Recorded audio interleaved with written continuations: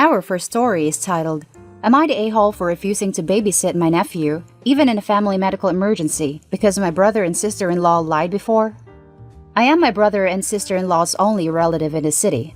When sister-in-law was pregnant, I made it clear that I'd only babysit for them in the case of a serious emergency, example, someone has a medical emergency.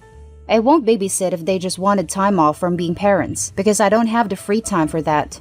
I work 60 to 100 hours a week, so if anyone needs time off, it's me. Last year, my brother and sister-in-law asked me to babysit on the day of an informal work meeting, a lake retreat organized by my company. Everyone is expected to go, and it's frowned upon if you miss it. They wanted to go on a date. I said no, I have an important work event. They continued to nag me about how they haven't gone on a date for so long. The night before that day, they called in a panic and said their friend Mike from the next city over had been in a car accident and I needed to babysit Nephew for a few hours so that they could go visit Mike. I reluctantly agreed, with the stipulation that they'd be back by 7 a.m. the next day to pick Nephew up so I could leave for my work event. They did not come back until 2 days later. I had to cancel on my superior's morning off, which looked awful. My brother and sister-in-law never responded to multiple texts and calls from me. Their excuse was that Mike's life was in danger and they were too busy helping his girlfriend. I accepted that, since I had met both Mike and his girlfriend at a party in the past and thought they were good people, but I emphasized that this absolutely could not happen again. Throughout the next 2 months, my brother and sister-in-law regularly used the excuse of aiding Mike in his recovery and needing to visit him in order to make me babysit my nephew. Mike's girlfriend's company and my company had a meeting 2 months after Mike's accident. I ran into her and asked her how Mike was recovering. Apparently, she had no idea he had been hospitalized. Neither did Mike. Mike had never been in an accident, and although brother and sister-in-law had gone to visit them recently, it was for drinks and bowling, not bringing them chicken noodle soup in the hospital. I confronted brother and sister-in-law, and they denied it at first, but finally admitted they had been lying about Mike's accident so that they could go on date nights. They claimed I gave them no choice since I would never help them out when they needed time together because parenting was so stressful and difficult and I had no idea, and it was just a little white lie. I made it clear that after this incident, I would never babysit for them again. And I've stuck to that. Yesterday, my brother and sister-in-law begged me to babysit for them because there was an actual medical emergency in sister-in-law's family. They even sent me proof of the relative's hospitalization. I still said no. They didn't care about betraying my trust, so I don't care if they can't afford childcare or if their relative is in the hospital. They said I was a bad aunt, needed to get over my grudge, and a petty a-hole. Am I the a-hole? That's the main story. Now let's jump to the top comments. Not the a-hole. They cried wolf too many times. Now they get to live with the consequences. Plus, family doesn't owe family free babysitting. If they wanted a date night, find a babysitter. Not the a-hole. Didn't just cry wolf once, kept an ongoing chorus for months. Never babysit again. Ever. I don't care if they are the ones in the hospital themselves. Anyone who wants to give you attitude about it can go babysit themselves. This Christmas, I think you should give them a nice book of children's stories. Be sure it contains The Boy Who Cried Wolf. Not the a-hole. They burned that bridge. They used a lie about the health of a friend to put their priorities above your own. They made you miss work and lied to you for months. They really expect you to do this? F that. They need to grow up, and if they weren't ready for the stress of having kids all the time, they shouldn't have had one. These people aren't just a-holes, they are bad parents. Who the hell drops their kid off to the person they've tricked into babysitting and then ghosts them for 2 days? This is what really gets me. Lying for months is awful, but not coming back for 2 days and not responding to calls or texts? I would have called the police to see if they had been in an accident too, because that is the only excuse for dumping your kids and ghosting on a babysitter. Not the a-hole. Has it ever occurred to them to hire a babysitter? Your time is too valuable, and you are not responsible for their choice to procreate. They are unbelievable a-hole for lying to you. Of course not. They wanted a free babysitter. Not the a-hole. Now for the second story. Am I the a-hole for telling my mother-in-law to have her own baby when she was hassling me about motherhood? My husband and I have been married for a few months, and people have started to ask us when we're planning to have a baby. Neither my husband nor I have any interest in being parents, so we've just been shrugging it off and saying, we'll let you know.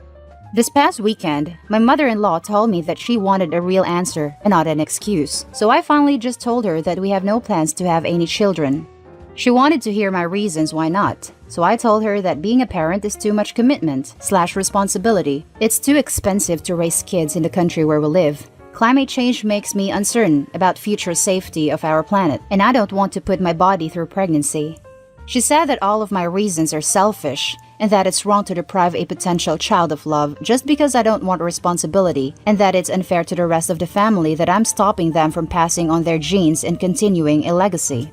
I told her that if she really wants another baby in the family so badly, to get off my case about it and have one herself. I really didn't mean anything by it, other than being flipped, because she's well past childbearing age. But the comment really upset her to the point that she started crying and saying that she couldn't believe I would say something so insensitive.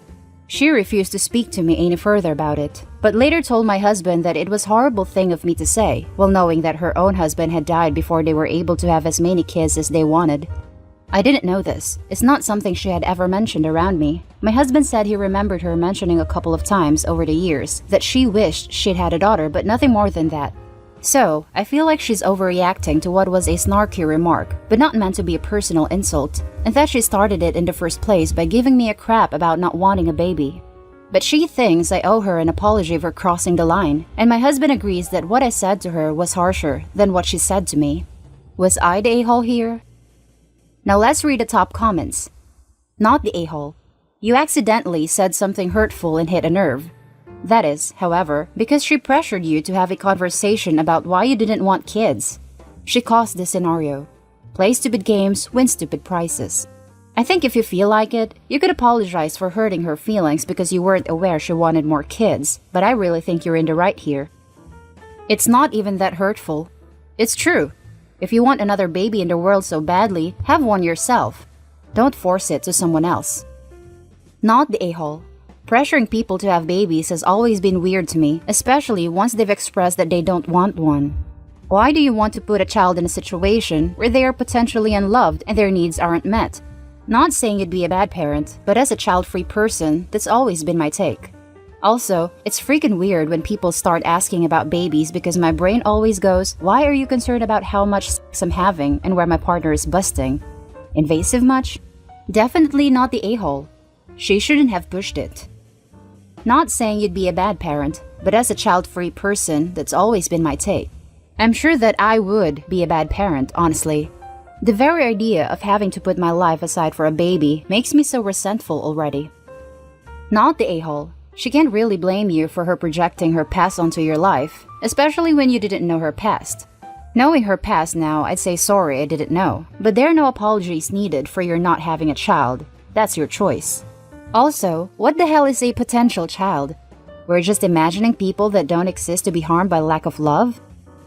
Also, what the hell is a potential child? We're just imagining people that don't exist to be harmed by lack of love? Seriously, I don't even know what to make of that remark. And now for the final story. Am I the a-hole for not allowing my husband to be the entire neighborhood's husband? I have a weird situation. It's become very clear that my husband is the only man on our street. The rest of the houses are entirely women. There's a few single mother houses, 2 houses of all-female roommates, 1 single woman, and even a lesbian couple. I normally wouldn't care or even take note of this, but since March, it's like we're getting constant calls and texts. The number we gave when we moved in 2 years ago, just renewed last January, was my number. I am flooded with requests for basic handyman stuff like changing light bulbs, car problems, and dealing with toilets. He has helped people around the neighborhood before because he is a nice guy, and we are from a culture that assumes that men need to help out women if they can, even if they're not related. But with me being furloughed, he's the only one working and is less interested in extra stuff. But the tasks to do only take about 5 to 20 minutes on average, which I know because my husband makes me go with him because they make him uncomfortable. Even more gross than this is that these women are obsessed with him on a personal level. They openly flirt with him and literally offer themselves up if he's ever tired of me or wants something different. I have even gotten pictures of breasts from neighbors. While I love my husband and I'm attracted to him, he's not like a male model or anything, so I really don't understand why these women are fawning over him like this. One of the single moms has even asked him to come over and discipline one of her children, which is an absolute no. He's not comfortable with any of this and has asked me to intervene. I've tried talking to these women more casually to no avail. I set up a Zoom for just us ladies to try to get us on the same page. They told me that since it's now impossible for any of them to find anyone anymore, 2020, I needed to share my husband and be less selfish in regards to household maintenance requests. It's not even safe to call for maintenance, and I shouldn't ask them to when there's a safe alternative where they don't have to risk exposure. They also said that it was just harmless flirting because they're all frustrated and can't date, and that I wouldn't even be threatened by it if I was giving him kids.